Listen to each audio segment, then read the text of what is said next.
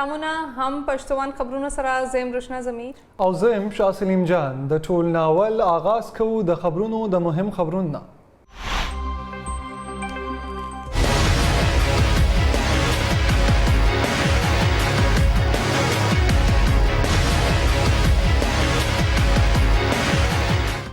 سینٹ کې د اپوزیشن لخوا د پټرولو قیمتونو کې په اضافه احتجاج د اپوزیشن غړو د پټرول قیمت کې نور اضافه مسترد کړي دا وخت ټول کام د پټرولو قیمتونو کې د اضافه نه پریشان دي پټرول اغستل اوس دولس د بس خبره نه ده پخوانی وزیر اعظم یوسف رضا گیلانی وینا د اکثریت باوجود ایوان کې اپوزیشن ته یو ځل بیا شکست 3 بلونه منظور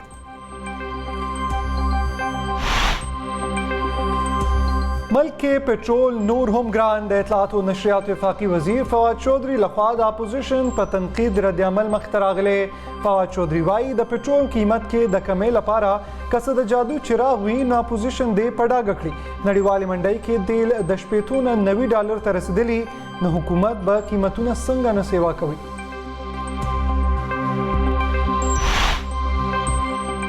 تحریک عدم اعتماد با ضرور کامیابی کی د خلکو زما خلاف یو ثبوت نه دی پیش کړي که دوی سره ثبوت وي نو عدالت کې دی پیش کړي د عمران خان په ذہنی حالت میں شک دی د مسلم لیگ نون نائب صدر مریم نواز احتساب عدالت کې د پیشے په موقع میډیا سره خبرې وای عمران خان د ولس په خرچه بنیګا لګي عیاشي کوي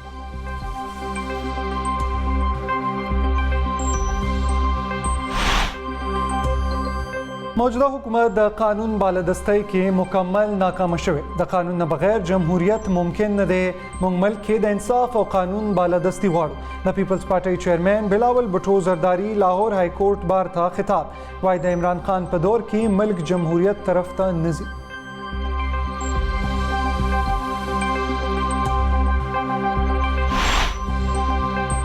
د رحمت للعالمین صلی الله علیه و آله وسلم سکالرشپس مقصد د کام تعمیر دی د طالب علمانو په شکایت فیصله شوی چې ماډرن سیستم راوړو د سکالرشپس په ذریعہ موږ د تعلیم نظام کې بهتري راوستلی شو د وزیر اعظم عمران خان یو دستور ته خطاب وایي د ځینې مضمونونو پاکستان کې اهمیت ختم شوی دی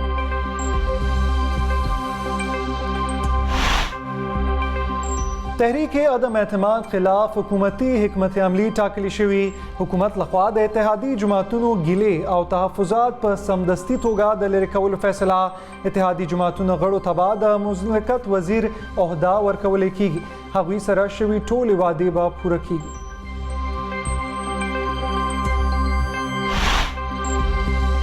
د خیبر پختونخوا بلدیاتی انتخاباتو دویمه مرحله به نه ملتوی کیږي د الیکشن کمیشن لخوا تفصیلی فیصله جاری تفصیلی فیصله په 2 صفحو مشتمل ده په فیصله د چیف الیکشن کمیشن او بلوچستان ممبر دستخط موجود دي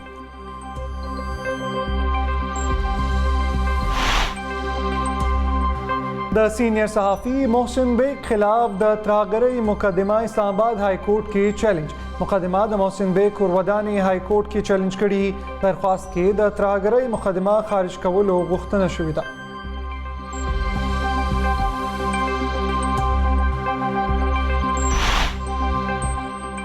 د مایکروسافټ بانی بل گیټس په یو ورځنۍ دوره پاکستان ته را رسیدلی بل گیټس د صدر عارف الوی او وزیر اعظم عمران خان سره ملاقاتونه کړي اسلام آباد کې هغه د پولیو مخنیوي پروګرام دوره هم کړي حکومت بل گیټس ته د هلال پاکستان ایوارډ هم وړاندې کړو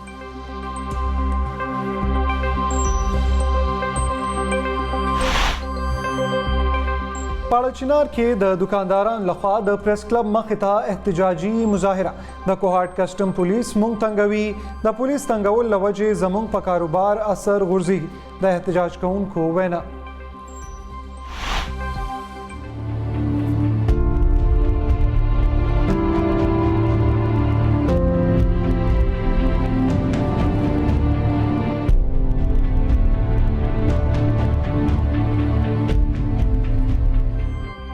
ملک کې د کرونا وبا نه نور 40 مریضان پاک رسیدلي 43 غنټو کې د کرونا وایرس نه 2800 کسان متاثره د متاثره کسانو مجموعي شمیره 14,490,000 نه سیوا خیبر پختونخوا کې تر اوسه پورې 2,14,000 نه زیات کسان متاثره شوي ملک کې د کرونا وایرس مثبتو کیسونو شرح 5.55% ریکارډ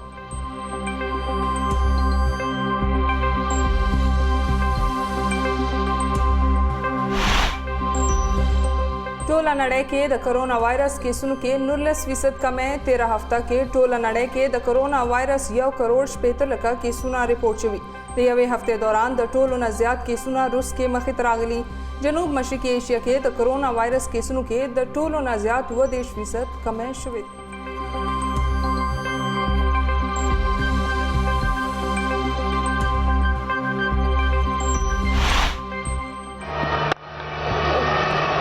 It's nice and straight. For four. Well played, Shah Massoud.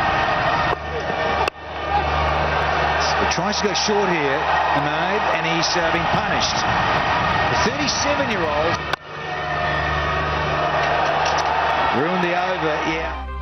د پاکستان سپر لیگ اوم ایډیشن کې د کراچي کنگز لوبډله مسلسل اتمه ناکامۍ سره ښکار د ایونټ 23م میچ کې ملتان سلطانز لخوا کراچي کنگز ته په 7 وکټو شکست د 115 رنزو هدف ملتان سلطانز د 3 وکټو په تاوان پوره کړی دی برازیل کې بارانونو تباهي خوره کړې د سیلابونو له وجې مختلف پیښو کې د مړو شوو کسانو شمیره 100 ته رسیدلی سړکونه د تالاب منظرونه پیش کوي ګڼ شمېر کورونه هم تباه شوي دي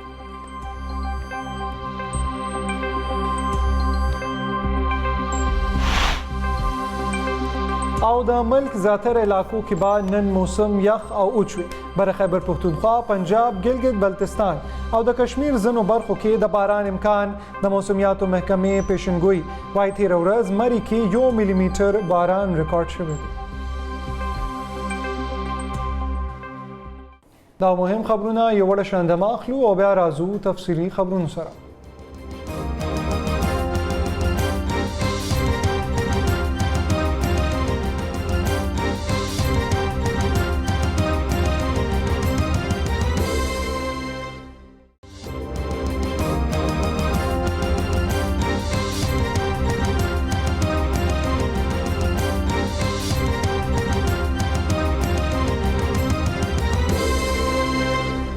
هم پښتون خبرونو کې یو ځل بیا هرکلی وړاندې کوو د خبرونو تفصیل سېنیټ کې د اپوزیشن لخوا د پټرولو قیمتونو کې په اضافه احتجاج شوی دی د اپوزیشن غړو د پټرول قیمت کې نور اضافه مسترد کړې ده پخوانی وزیر اعظم یوسف رضا ګیلاني وایي دا وخت ټول قام د پټرولو قیمتونو کې د اضافې نه پریشان دی د ویل چې پټرول اخیستل اوس د ولس ته وس خبره نه ده یاد دې وي چې تېره ورځ وفاقي حکومت یو ځل بیا د پټرولو قیمتونو کې لوی اضافه کړې ده بلکې دا وخت پټرول 1 لیټر په 1.1 روپۍ او 3 پیسې باندې خرڅیږي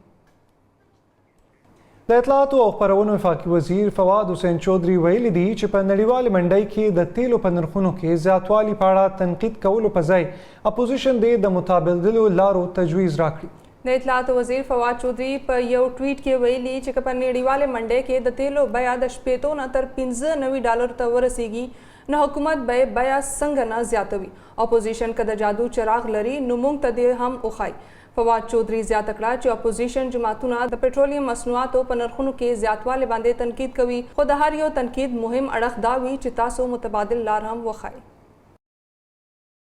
د پاکستان مسلم لیگ نون نائب صدر مریم نواز ویلي دي چې د هغې خلاف د قومي احتساب بیورو کیس په بدنیتۍ مبني دی ځکه خو پروسیکیوشن په هر پیشه کې نوې بہانے جوړوي میں نے بالکل التوا نہیں لیا میں آپ کو ایک بات یہ بتا دوں کہ جب میرے وکیل ہیں امجد پرویز صاحب ان کو کرونا ہو گیا تو انہوں نے ان کی کمر میں تکلیف ہو گئی وہ بیٹھ نہیں سکتے تھے تو ان کے لیے اسلام آباد اور لاہور کا سفر جب مشکل ہو گیا تو پھر میں نے ان کو انگیج کیا عرفان قادر صاحب کو میں نے صرف یہ نہیں کہا کہ میرا لائر بیمار ہے اور وہ 2-2.5 مہینے اب نہیں آئے گا تو مجھے 2-2.5 مہینے کا التوا چاہیے میں نے نیا کاؤنسل انگیج کیا اور ان کو تیاری کے لیے منیمم جو وقت درکار تھا وہ ان کو دیا گیا اس کے علاوہ مجھے جو 561A کی اپلیکیشن تھی جو میں نے داخل کرائی وہ مجھے جمع کرانی تھی اس کے لیے جتنا وقت درکار تھا وہ میں نے ڈیلے کے لیے نہیں لیا وہ میں نے اس لیے لیا کہ تاکہ مقدمہ آگے چلے اور اچھے طریقے سے چلے قیوم صدیقی صاحب اور مجھے کوئی ڈیلے کی ضرورت نہیں ہے بھائی اس لیے کہ میرا کیس سکہ بند ہے ماشاءاللہ ایئر ٹائٹ ہے مجھے تو بلکہ جلد انصاف کی ضرورت ہے جس کے لیے میں ریکویسٹ کر رہی ہوں د پاکستان پیپلز پارټۍ چیرمن بلاول بھټو زرداری وایي د عمران خان په حکومت کې پاکستان د جمهوریت نه امریت طرف ته روان دی هغه دا خبرې نن لاهور کې د لاهور های کورټ بار اسوسییشن ارکانانو ته د تقریر په وخت وکړې. بلاول بھٹو زرداری ویل چې پارلیمنت دا وخت د بدترین دور نه تیریږي. هغه ویل چې د قانون د حکمرانۍ نه بغیر جمهوریت ممکن نه دی. بلاول بھٹو زرداری ویل چې د عمران خان خلاف د خلکو فیصله واضح ده. وزیر اعظم عمران خان ویلی دی چې د رحمت للعالمین صلی الله علیه و آله وسلم سکالرشپس مقصد د قوم تعمیر دی.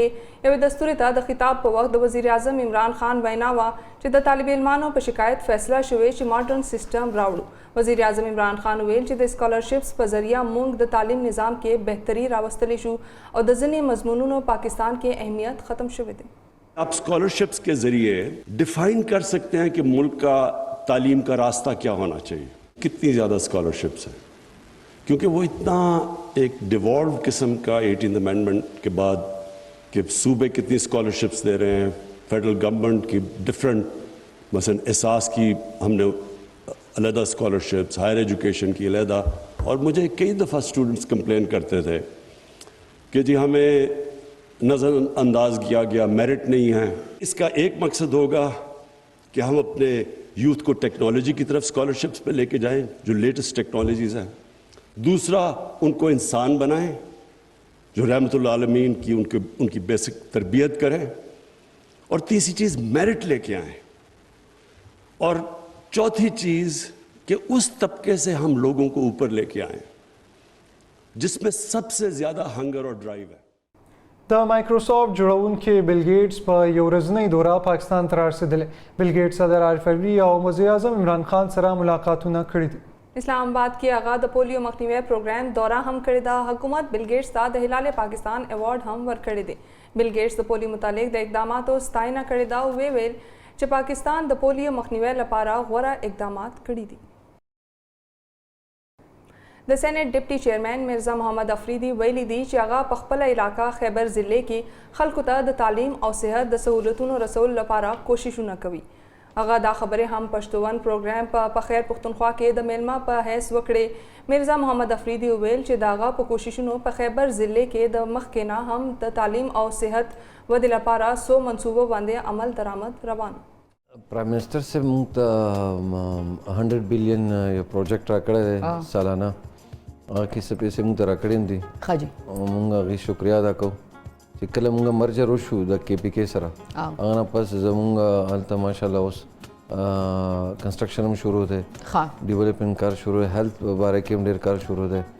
هلته چې کوم دی ایجوکیشن یس بیسک زما خواهش دا دی خپل علاقې د خپلو خلکو دپاره چې هیلث او ایجوکیشن اوس الحمدلله هغه خلک چې کوم دي زمونږ هغه سابقه چې کوم قبایلو هغې اوس ماشومان هغه اوس میډیکل ته را روانې دي هغه او ډېرې لایقې دي. یس هغې نو هغه اوس دا هغه دی ما غوښتل مرجر زه حصه وم ما زما شوق و چې زه په خپل علاقه کې هغه رڼاګانې راولم. پارچنار کې دکاندارانو پریس کلب مخې ته احتجاجي مظاهره کړې ده او ویلي دي چې دوی کوهاټ کسټم پولیس بې ځایه تنګوي. پارچنار پریس کلب مخې ته د مختلفو مارکیټونو دکاندارانو د خپلو جایزو غوښتنو او د کوهاټ کسټم پولیس پر ضد احتجاجي مظاهره کړې او ویلي دي چې د کوهاټ کسټم د پارچنار دکانداران بار بار تنګوي چې له امله د دوی په کاروبار اثر پرېوځي.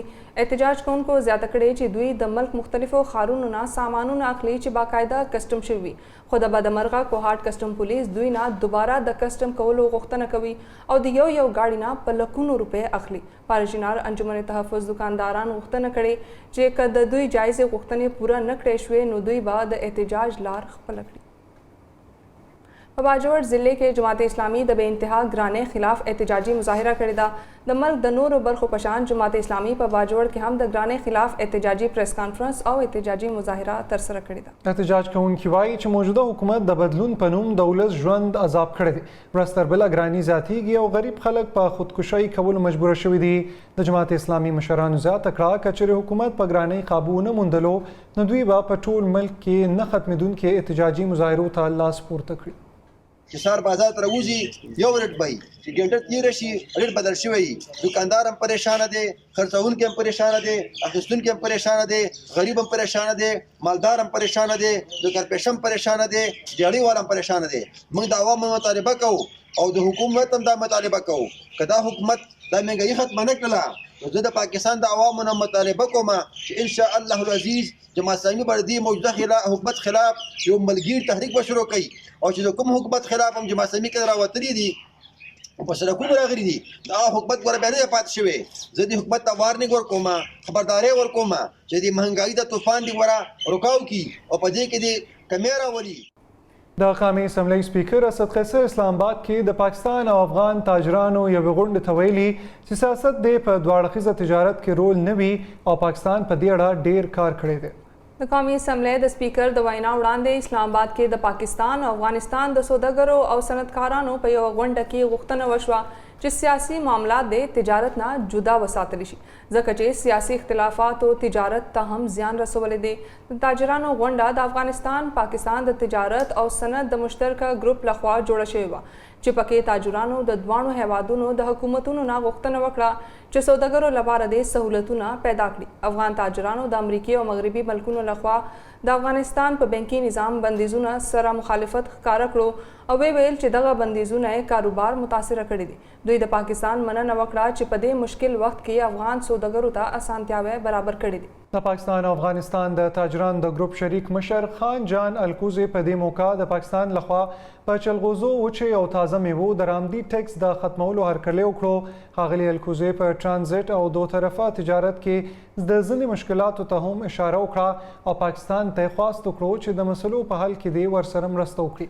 وړاندې د دې قومي اسمبلی سپیکر ویل د کابینې په راتلونکي غونډه کې به د افغان سرمایه‌کارانو لپاره د نورو مراعاتو په اړه غور کیږي.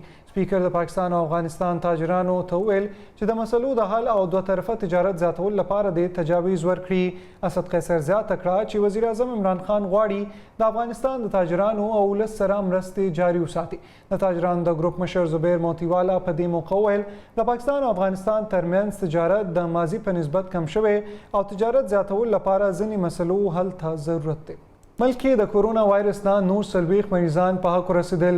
د NCOC لخوا جاری شوي تازه شمیرو مطابق 13 شهر روز کې د کرونا وایرس نه 2880 کسان متاثره شوي دي. د متاثره کسانو مجموعي شمیره 14,94,000 نه سیوا شوې ده. خیبر پختونخوا کې تر اوسه پورې 2,14,000 نه زیات کسان متاثره شوي دي. ملک کې د کرونا وایرس مثبت کیسونو شرح 5.55% ریکارډ کړې شوې ده. د عالمي وبا کرونا وایرس نه تر ټولو زیاته سند صوبه متاثره شوې ده.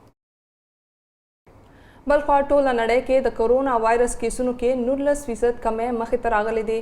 13 هفته کې ټوله نړۍ کې د کرونا وایرس 1,68,00,000 کیسونه رپورټ شوي. د یوې هفتې دوران د ټول نه زیات کیسونه روس کې مخې ته راغلي دي. جنوب مشرقي ایشیا کې د کرونا وایرس کیسونو کې د ټول نه زیات 30% کمې شوې دي. یاد دی وی چې کرونا وایرس د دنیا ګوټ کې خور شوی دی او ټول نه زیات ترې امریکا متاثره شوې ده. په داسې حال کې چې روس ورځ تر بله د یوکرین د پول نه خپل یو تعداد فوجیان خپلو اډو ته ستن کړي دي. د یوکرین صدر ولادیمیر زیلنسکي اعلان کړی چې د هغه ملک به په نیټو کې د شاملېدو په مسله هیڅ سمجوته نه کوي. د BBC سره په یو مرکه کې زیلنسکي ویل چې د نیټو غړیتوب د یوکرین د سلامتیا ضمانت دی. هغه زیاته کړه چې د نیټو غړیتوب د یوکرین لپاره د ژوند او د مرګ مسله ده ولې چې دغه ملک د روس سره په خپله لانجه کې د 1500 فوجیانو قرباني ورکړې ده. روس بیا ویلي دي چې په یوکرین د حملې هیڅ اراده نه لري خو یوکرین به پرې نږدي چې نیټو کې شامل شي. خو امریکا او دغه یورپي اتحادیان د روس په خبره یقین نه کوي او وایي چې دغه هیواد ارومرو په یوکرین حملې ته تیاری نیسي. د برازیل په پټروپولیس ښار کې د سختو بارانونو او لینډ سلایډینګ له امله په بیلابیلو پیښو کې لږ تر لږ 100 کسان وژل شوي او په درجنونو نور خلک ورک شوي هم دي. ریپورټونو تر مخه په غرنۍ سیمه کې طوفاني بارانونه هر اړخ ته تباهي خپره کړې ده.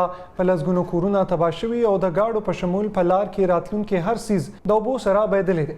د برازیل د ملي ملکي دفاع چارواکو د 94 کسانو د مرګ تایید کولو سره ویلي دي چې د لټون او ریسکیو اپریشن روان دی او تر اوسه 40 کسان ژوندي بچ کړي شوي دي. یاد دی چې پټروپولیس د برازیل د سیلانیانو یو مشهور ځای دی خو یوازې په 3 ورځو کې د یوې میاشتې برابر سختو بارانونو د دغه ښار نقشه بدله کړې ده. د ملک زیاتره علاقو کې به نن موسم یخ او اوچ وي. بره خیبر پښتونخوا، پنجاب، ګلګت بلتستان او کشمیر ځینې برخو کې د باران امکان دی. د موسمیاتو محکمې مطابق 13 ورځ مري کې 1 ملي میټر باران ریکارډ کړی شوی دی.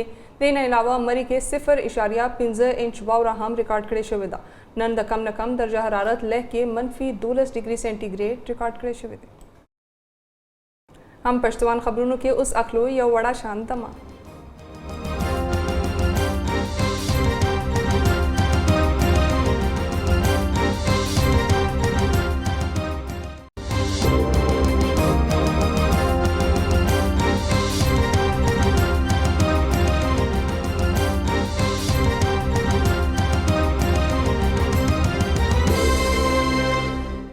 د مینا پاس هم پښتون خبرونو کې اوس وړاندې کوو د لوبو خبرونه. د پاکستان سپر لیگ ووم ایډیشن کې د کراچی کنگز مسلسل اتمه ناکامي. د ایونٹ 23م میچ کې ملتان سلطانز لخوا کراچی کنگز ته په 2 وکټو شکست ورکړی شوی دی. د 115 رنزو هدف ملتان سلطانز د 3 وکټو په تاوان پوره کړی دی. It's nice and straight. For 4. Well played, Shah Massoud. Tries to go short here, Ahmed, and he's been punished. The 37-year-old ruined the over. Yeah, disappeared. So 2 fours, 10 from it. It's nice and straight. For 4. هم پښتون خبرونو نه تر دې د مومدغه د نورو تازه خبرونو لپاره تاسو زموږ د سوشل میډیا پاڼې کتئ شئ. د لوی الله په امان.